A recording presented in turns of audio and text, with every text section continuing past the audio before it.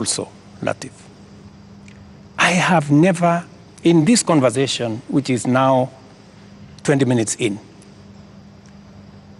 are you guys bothered about the fact that Parliament was banned? Are you guys concerned that millions of businesses, of Kenyans, hardworking Kenyans, were destroyed? How do you feel? But it all happened. How do you feel? It all happened under your watch, Mr. President. No, but this is at the end of the day, this is why we are saying you sought to keep us safe. We must be even. You know, we must be even. The police have a difficult job. They have to make sure the peaceful demonstrators are protected. But they also must make sure that the criminals, and when you say criminals, you know, when I said the other day criminals, many people took offense that I was calling the demonstrators criminals. That's not. Families of the dead, Your Excellency, that is not. That's a lot of offense. Family of Rex. Rex was killed in a week when the protesters were very peaceful. The first week of these protests were peaceful. We saw protesters carrying placards and water bottles. Rex was killed on his way out of work. Let me. How do you feel? I mean, let me tell you when they hear you say criminals. I mean, are you telling me Rex is the one who banned Parliament? But Rex died without breaking anything. No, I'm just telling you. He died before. Rex, there are criminals who infiltrated and caused mayhem. And in fact, some of the criminals are actually harmed. They actually harmed the peaceful protesters. Many of the peaceful protesters, they lost phones. They were attacked. In fact, some of the peaceful protesters were attacked by criminals, including a clear example of the one I have explained to you, that they overpowered the police, took the gun from the police, and started shooting innocent people. So we must deal with this situation globally. Mr. President, I feel for Rex and the mother. This should not happen to any child in Kenya, especially when they are engaged in a peaceful demonstration. Mr. President, the concern I've heard from the young people, because I've been speaking to a lot of them, and they said they haven't heard you in the two statements. Actually, there are more now because you have spoken in other settings apart from the two addresses you gave. They haven't heard you address them. They haven't heard you talk to these parents. They haven't heard you acknowledge that there were people who were shot by police in circumstances that did not warrant that. Are you saying you haven't seen anything that bothers you about how police responded to these protests? I am very, and in my first statement, I clearly said that innocent lives were lost. In my second statement, I said the same. There were innocent lives lost. But also equally, as a person who is responsible, I must think about those who are suffering because they were innocent. But I must also be concerned about those who are suffering because criminals cause them immense harm. And that is the balance that I need to be able to lead a country. I must protect everybody. I must protect the protesters, and I must be concerned about their lives. I must also protect innocent people who become victims of criminals who take advantage of a peaceful, democratic process that goes on in our country. Do you feel that you protected all those people in the last couple of days, whether it is people who have businesses, whether it is Parliament, whether it is the people who lost their children? I did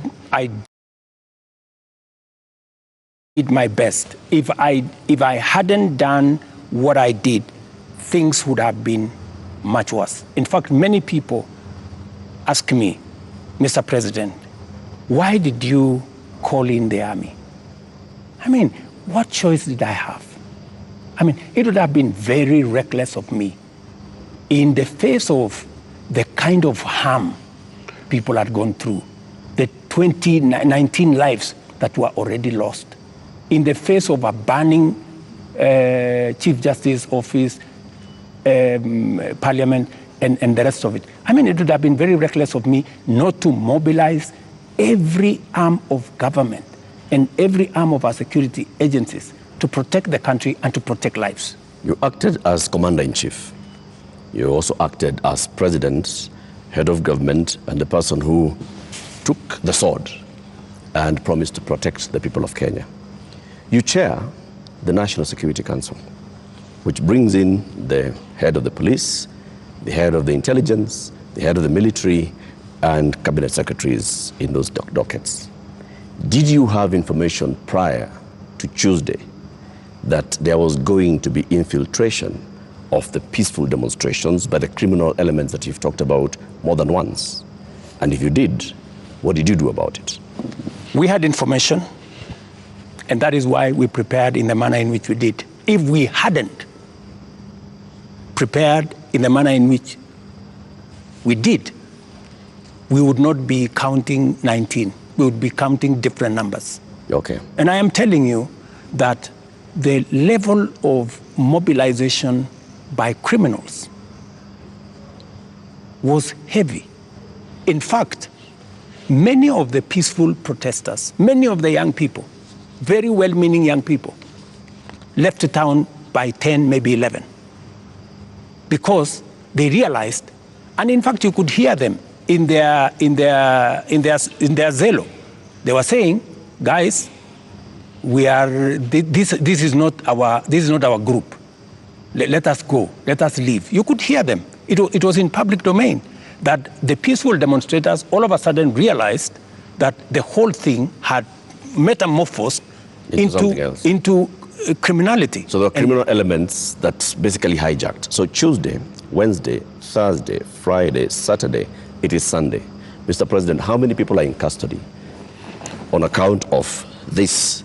Those who you said they conducted treasonous activities, there were criminal elements. You will see them in court tomorrow. How many people are in custody? You will see them in court tomorrow. The police know what I have a ballpark brief by the police that they have enough people. They have actually, because in Kenya nowadays, you cannot commit crime and get away with it. Those who attacked Parliament are on CCTV. Those who attacked the judiciary are on CCTV. Those who attacked everywhere, those who destroyed people's shops are on CCTV. Many of them are on the run, but we will catch them. Similarly, Your Excellency. Are the funders similarly, Your Excellency. In similarly. To your question, so the police are at it, because if we don't deal with impunity, we will not have a country. Now, similarly, Your Excellency, you speak of them, protesters being on CCTV. Not the protesters, I'm saying the criminals who attacked Parliament. Right. Now, every policeman also, without uniform, conducted an abduction. Has also been captured on camera. Those who captured Shad Kiprono were captured on camera. Those who captured Alfred Keter today were captured on camera. And a number of other such incidents. Similarly, so that because I can hear you balancing. Yes, that's correct. Yes, are we going to see